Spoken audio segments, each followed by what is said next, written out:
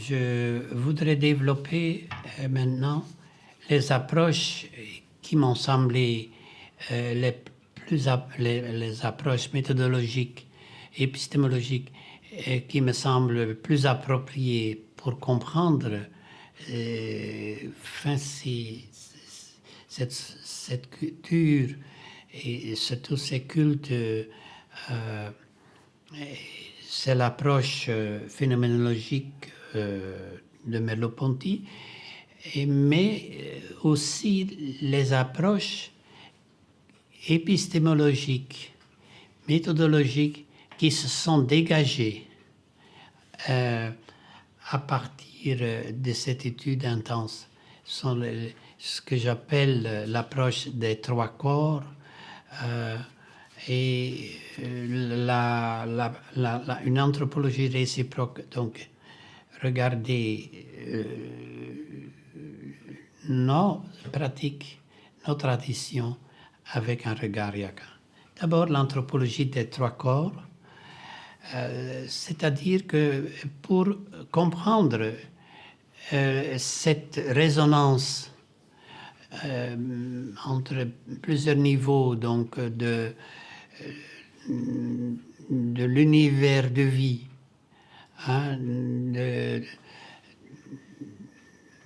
de l'univers du vivant, l'univers local du vivant, comment ça se résonne avec le corps social, une famille qui a quand même une vie intime fort intense, dans des petites maisons où il n'y a pas de cloison, où il n'y a pas où le lit est commun, et avec le corps physique de l'individu. J'ai déjà référé à la métaphore forte du tissage. Donc c'est vraiment central parce que c'est ce qu'on essaie d'exprimer dans la danse. La danse, c'est la femme qui danse au rythme des tambours et les tambourineurs sont hommes. Et elles font un balancement du bassin à la façon du tissage. Donc, vers le devant, vers derrière, de droite à gauche, et font cela avec le bassin, et quand elles accentuent, il y a une espèce d'insistance dans ces mouvements, comme si et c'est mon fils, notre fils, qui a essayé d'exprimer ça dans la couverture pour un livre en préparation. Enfin, c'est une forme d'exprimer le tissage, mais enfin... donc, le tissage agence la compréhension qu'on a de l'entrelacement aux différents niveaux des univers, de cette résonance aux dimensions spatiales et temporelles, du symbolique et de l'imaginaire. Donc, c'est vraiment danser l'univers cosmique du vivant, danser l'entrelacement des trois corps. Corps physique, l'intercorporéité avec toutes ses facultés sensorielles, où enfin, l'odorat est extrêmement important, mais l'olfaction, le toucher, enfin, aussi, enfin, bien sûr, le désir, les affects sont très au centre, avec le corps sujet intersubjectif. Et c'est intéressant, le corps physique, on l'appelle l'utu, et le corps social, c'est mutu. Il n'y a qu'un phonème de différence. Et le corps cosmocentré du vivant mtoto. C'est donc le corps offre à la fois une limite et une unité, une continuité dans le temps et espace, parce que le corps naît, se développe, prend de l'âge, mais tous les orifices sont extrêmement importants dans le traitement culturel. Ce qui ne va pas au niveau, disons, des orifices du bas-corps, on essaye au niveau de la bouche ou à l'envers. Les yeux qui sont alors, il y a deux orifices,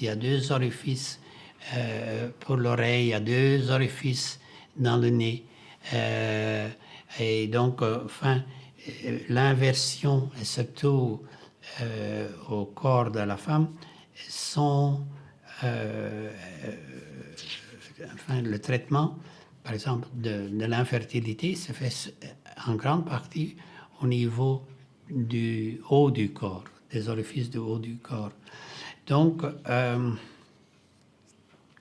mais pour que c'est efficace, c'est en fait l'enfant, et c'est la théorie de Bracha-Ettinger sur le rapport mère-enfant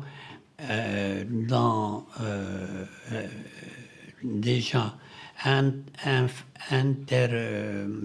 avant la naissance et juste après la naissance, ce rapport extrêmement intense, cette continuité entre corps de l'enfant et corps de la mère est extrêmement intense. Et ce qu'on perçoit, c'est que les mamans enceintes ont un goût préférentiel pour danser et pour chanter en groupe. Et donc, l'accouchement, d'une certaine façon, peut se faire en groupe. Que les autres femmes, moi, homme, je n'ai jamais pu assister à un accouchement, mais enfin, on en parlait.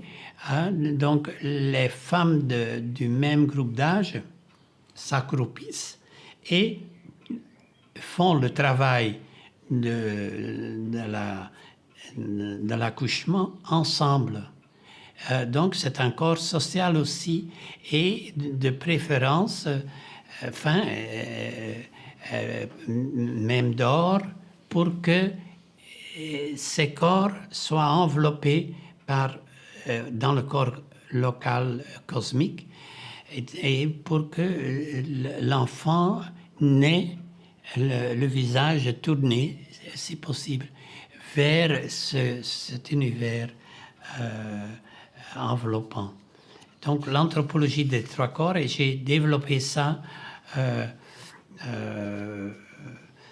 C'est une thèse centrale dans mes approches, et j'ai vu que presque tous mes doctorants ont appliqué cette méthode des trois corps dans leur thèse et dans d'autres régions de l'Afrique.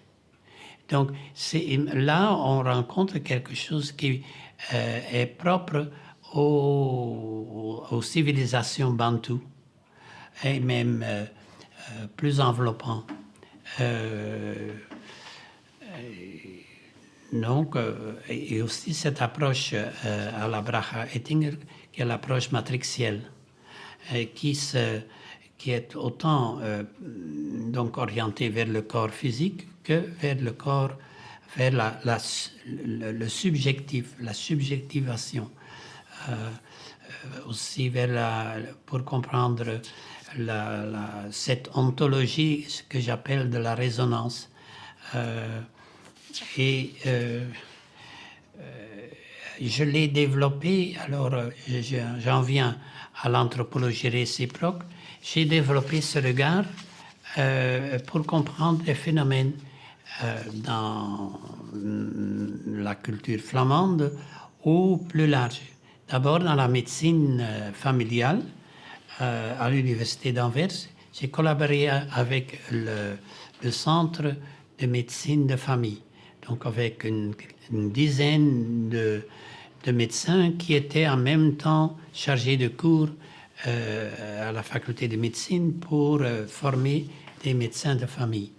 Et nous voyions ensemble des patients méditerranéens, parce que les médecins observaient que des patients siciliens de troisième génération, par exemple, venaient se plaindre de problèmes gastriques, de troubles de l'estomac, 5 ou même 5 fois plus que des pères des patients flamands ou même turcs. Donc, docteur, j'ai mal au ventre.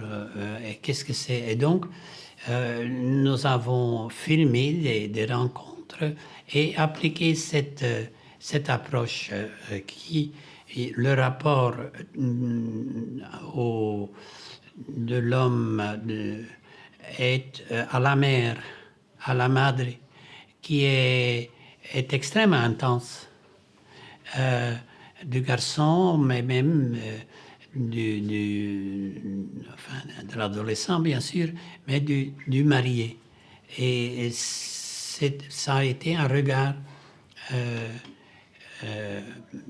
perspicace. Mais j'ai développé un cours d'anthropologie du corps que j'ai enseigné 25 ans ou plus. Donc, et il y avait des étudiants de différentes facultés, mais surtout des arts, licence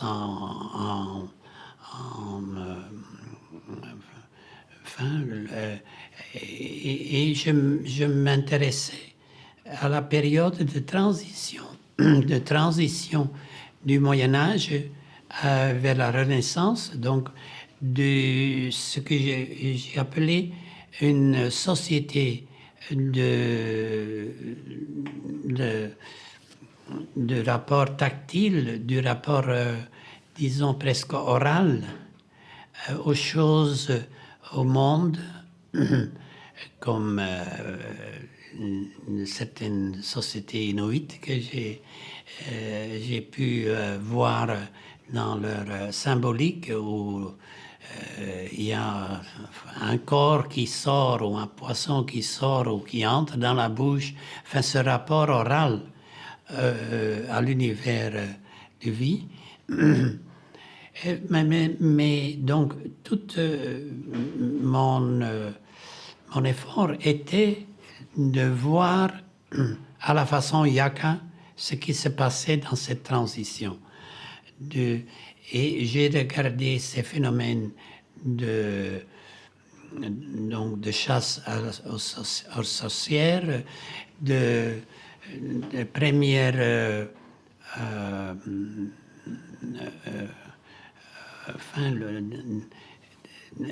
intrusion dans le corps, donc le début de la chirurgie, et d'ailleurs ici à l'université Vesalius, qui ouvre dans un théâtre, comme on disait, qui ouvre le corps, et donc le catholicisme interdisait ça parce que l'intériorité du corps, il y a l'âme, etc. On n'ouvre pas, c'est interdit, c'est un lieu maternel à respecter. Et comment petit à petit, ça s'est ouvert.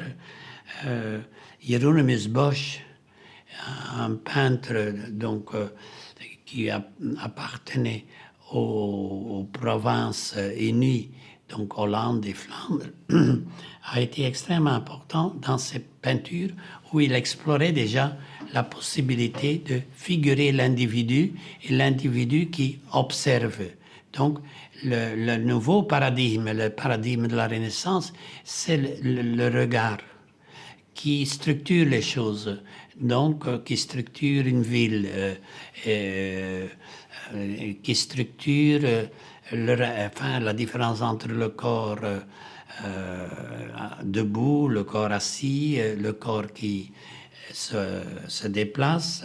Donc tout cet imaginaire visuel qui devient de plus en plus un imaginaire et une symbolique viricentrée. Donc c'est l'homme.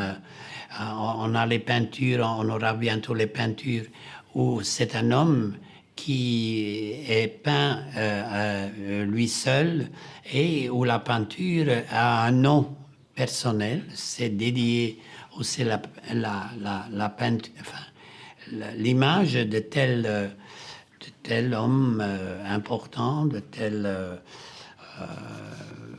commerçant, de tel évêque, tandis qu'au Moyen-Âge, c'est toujours anonyme, c'est le groupe. Donc, l'être masculin qui entend se manifester au regard de l'autre. Et petit à petit, j'ai élargi ce cours, l'anthropologie du corps, vers la période de l'imaginaire hypermoderne. Donc, le début de l'artiste féminine, on voit à partir de la Renaissance, il n'y a plus de peintres femmes. Toute une période, il n'y a presque... alors, à partir des années 70, il y a les multimédias, il y a déjà le vidéo et la musique et dans les produits audiovisuels, on peut avoir plusieurs images qui se recoupent, qui se superposent et tout ça. Donc, dans l'expressivité artistique, on voit à partir des années 70 une figuration beaucoup plus pas du corps qui se montre, qui structure, qui, ce corps masculin qui est dressé debout, vers une figuration croissante ou une conscience croissante de la fragilité humaine, des mutations pluriformes. Enfin, c'est toute une autre, et des corps qui, multigenres, et j'ai remarqué donc que c'est ce cours-là qui a inspiré presque toutes les thèses de doctorat sous ma direction. Donc là, j'ai sans doute touché à un implicite, une dimension non réfléchie dans nos cultures occidentales. Et ça m'a conduit aussi à des recherches donc au niveau des universités africaines que je connaissais, vers une épistémologie qui est beaucoup plus de la région, ce que j'ai appelé une endogénisation des programmes pour les universités, et que j'ai appelé alors plus les multiversités. Donc, université, c'était la prétention, disons, des Lumières, qu'il y a une rationalité très masculine, viricentrée, très donc développée par les grands penseurs,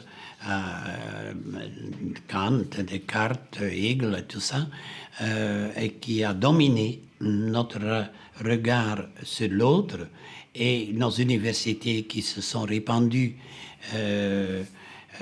comme toutes les sciences exactes se sont répandues dans le monde entier à partir du modèle occidental. Et alors que, par exemple, on trouve déjà en Papouasie-Nouvelle-Guinée plus que 40 systèmes différents de mathématiques. En Afrique ou de géométrie, il y a aussi un nombre important, enfin, dans ce tissage, sont en fait des modèles géométriques.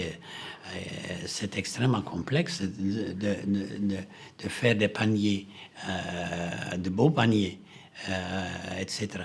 Mais donc, dans les universités, il y a eu Peter Crossman qui a visité 7 universités l'Afrique et pour voir s'il y a déjà des cours qui s'inspirent des épistémologies locales. Ben, il y avait un début dans une faculté ou une université de développement dans le nord Tamale, dans le nord du Ghana, mais c'était la seule. Donc, au Sénégal, en Ouganda, où il y avait quand même eu une période où on donnait cours en Swahili. Tout ça est laissé parce que tous les handbooks, tous les manuels sont des manuels imprimés soit en français, soit en anglais, et les professeurs n'en avaient pas de temps. Et regarder si ça se fait dans les universités pour les Sud-Africains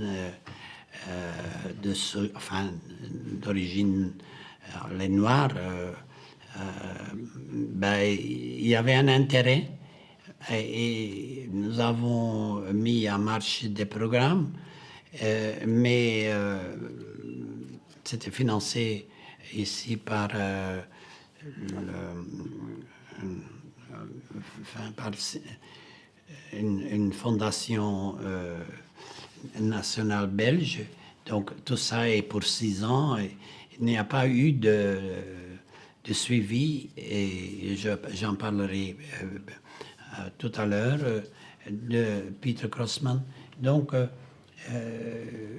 là, cet effort d'endogénisation des programmes novateurs, enfin de programmes à l'université, aux universités, d'endogénisation multiversitaire, a été un effort, mais je pense que c'était trop tôt. Donc, la résistance ou l'impossibilité, manque de moyens, est extrêmement forte et le triomphe des sciences exactes ou des sciences appliquées, enfin, surtout la médecine et la pharmacologie, est tellement forte, tellement portée par une industrie immense. Qu'est-ce que ces efforts d'endogénisation, ben, c'est pas pour aujourd'hui. Et donc voilà l'effort d'une anthropologie réciproque que on étudie l'autre culturel à partir de son regard, et son regard, on l'utilise pour se regarder en miroir, enfin, pour voir les biais, les limites de ce regard sur soi-même. Donc, voilà ce que je pourrais dire. Et si je voudrais alors peut-être clore par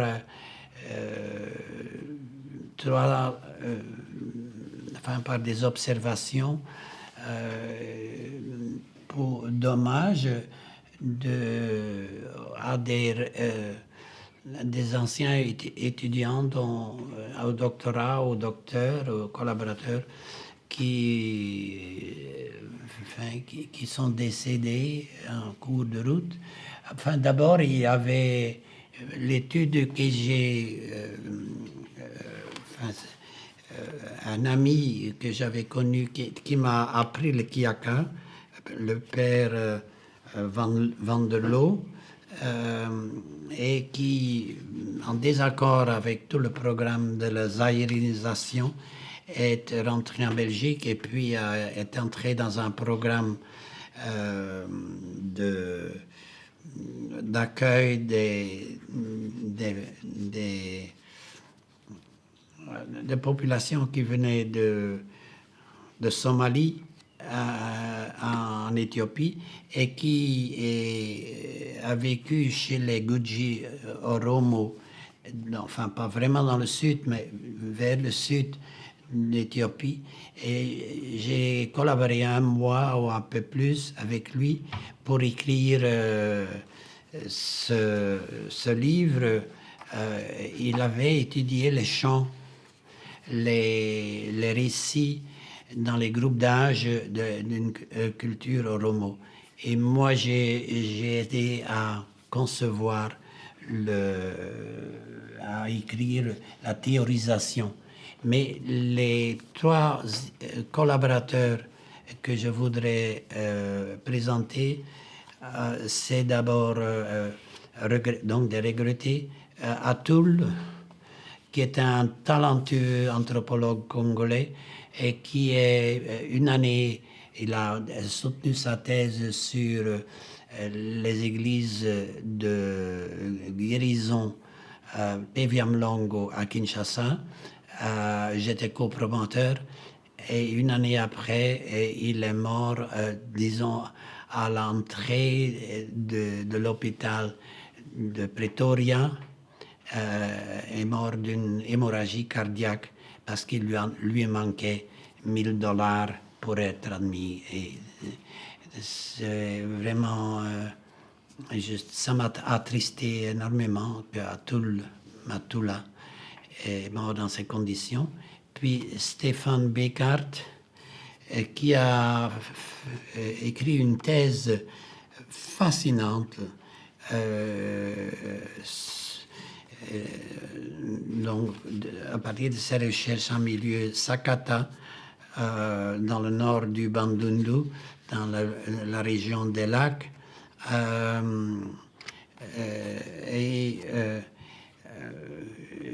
il était, je l'avais demandé à être mon successeur à Kinshasa pour les recherches à Kinshasa. Il avait dit oui, c'est très bien, je ferai ça pour quelques années, pour un nombre d'années, mais je veux d'abord aller avec mes amis faire du ski dans l'Italie du Nord.